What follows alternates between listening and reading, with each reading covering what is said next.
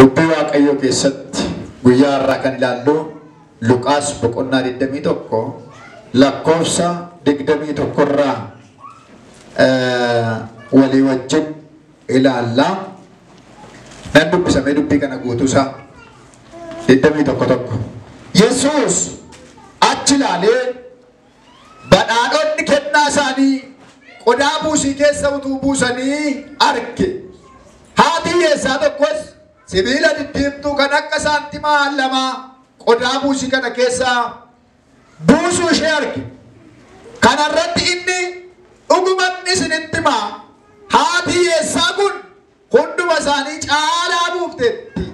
Isaan kun hundinuu bultoo isaanii irraa hafee kan kaatan keessaa qodaa buusii keessa buusan.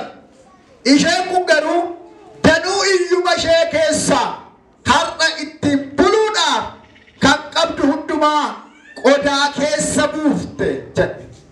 Ameen. Maqaan Waaqayyoo bara baraan eebbifamu.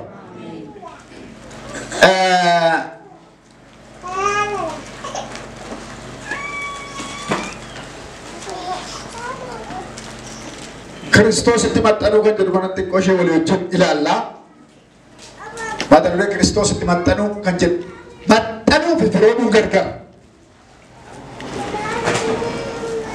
Ilaa maxxanuu firoomuun gargar. Kiristoos itti maxxanuu kan jedhu kana Wangeela Yohaannis boqonnaa 15 lakkoofsa 1 irraa ani waynicha isa dhugaatii waynicha dhaabee kan eegu abbaa kootii jedha. Dameen utuu anatti jiru ijaan godhannee hin murama ibiddichatti sin naqama. Anatti utuu jiru jedha maxxanuun. Ergaa keessatti immoo yaadame hin dadhabin jedhin isatu si qabee jira. Inni sakan saatii ofirraa erga kutee si isa irratti biqileef immoo inni laayee hin obsaa jechuudha. Inni laa hin ilu jedhu. Kanaaf yaadame hin dadhabin jedhu. Afaan Ingiliffaan isaa I am the true vine and my father is my dresser. Ani waynicha isa dhugaati. Waynicha dhaabee kan eegu garuu abbaa kootiin. Isin damoota koote dameen koo isin ani immoo jirmicha waynicha dhaabee kan eegu garuu abbaa koo isa waaqarraati. Akka jechuun maal jechuun abbaan koo inni waaqarraa anaan na eega na dhaabe ana keessa jira. Isin immoo damoota kooti. Damoonni immoo ija godhachuutu irra jiraata. Ija godhachuutu irra jiraata. Beeksheen alaalla. Ija godhachuutu. Mukni tokko jirma. Warri baratan nuti. Jirmi hin baata. Baachuudhaaf gargaara. Damee baasa. Damoonni kun baala baay'ee baasu. Baalli nyaata qopheessa. Nyaata erga qopheesse gara damooleetti erga. Dameen immoo gaddeebisee jirma isa baatuuf gadi haarsa. Hiddi immoo boolla keessaa albuuda qophaa'in jiru sana xuuxee bidee jirmatti kenna. Jirmi dameetti kenna. Dameen baalatti kenna. Baalli nyaata qopheessee gaddeebisa. Seera guddina mukaati. Seera guddina mukaati ni kun. Mana keessa bishaan albuuda waan arge kan tuutu olii gaddeebi'ee kan tuutu hidda. Garuu bisheessuu hin danda'u qopheessuu hin danda'u. Gara jirmaatti dabarsee jirmi immoo dameetti erge dameen baalatti erga baalli qopheessee gaddeebisee ergasii booda waan argate walii waan fayyadamu. Gooftaan Yesuus ani waynicha isin damoota kootiin.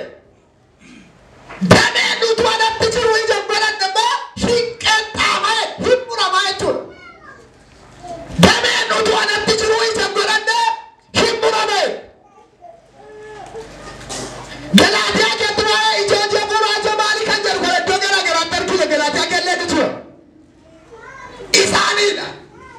jaalale obse amantine gaarumbane garramumbane archumbane amanamumbane ijinni kuni isa ijoollee waaqayyoo irraa eegamu isa ijoollee waaqayyoo ittiin beekaman maaloon jaalalli maaloon gaarummaan maaloon garraamummaan maaloon archummaan maaloon amanamummaan isa ijasa ijoollee waaqayyoo warri Kiristoositti qabatanii jiraatan naqatan. Inni kun ija malee hojii gaarii keenya sun ija keenya ija godhachuu jechuun isa kana malee waan garaa garaa hojjechuu miti yookaan baay'ee tajaajiluu miti yookaan waldaa hundeessuu miti yookaan immoo wanta garaa garaa gochuu miti archummaadha amanamummaadha jaalala gaarummaadha garraamummaadha isaan kun ija hojii hafuuraa kennuudha ija hojii hafuuraa kennuudha. Kiristoositti maxxanuun inni guddaan ofii caalaatti isa jaallachuudha. Abboonni tokkoffaan ani waaqayyo waaqa keetiin waaqota biraa gad irratti hin qabaatin waaqarra kan jiran lafarra kan jiran lama jala kan jiran bishaan keessa kan jiraniifis jedha. Hin sagadin isaanii waaqessin jedha. Ani duwwaa jaalladhe tokkoffaa irratti kan jaallatamu waaqayyo. Wangeela Luqaas boqonnaa 21 kana keessatti dubartii tokko turtee jala. Qodaa buusitu namoota baay'ee jala naanna'aa iyyuu argan. Qodaa buusitu namoota baay'ee jala naanna'aa jira. Gooftaan Yesuus immoo taa'ee ilaala ture. Hunduma isaanii taa'ee ilaala. Yeroo baay'ee dubbadha miti baay'ee kanaa. Waggaa tala furbaran namiti ala kennu. Gaafa barannu sanaa dhoona dubbadha kennawwan 5 keessaa tokkodha. Kennaan kun kennawwan 5 keessaa tokkodha. Isaanis kennaa hangafaa, kurnoo, kennaa jaalalaa yookaan kennaa tolaa seen, buusii sanbataa hiyyeessaaf kennuudha. Isaan barachuu dandeenyu sagaan sinitti himu. Gaafa kanaa gooftaan Yesuus waan namni hundinuu qodaa buusiitti kan ilaale. Sooressonni baay'ee waldaa kiristaanaa keessa jiran, dureessonni baay'ee waldaa kiristaanaa keessa jiran waan qaban irraa hambifataniitu qodaa buusii keessa buusan. Yoo 100 kaatanii 50 buusan, yoo 50 ta'e 50 kaatanii 10 buusan, yoo 10 ta'e 10 kaatanii 5 buusanii arge gooftaan. Duukaa laalaa jira waan ta'eef, duukaa deemee ilaala qodaa buusichaa waan ta'eef.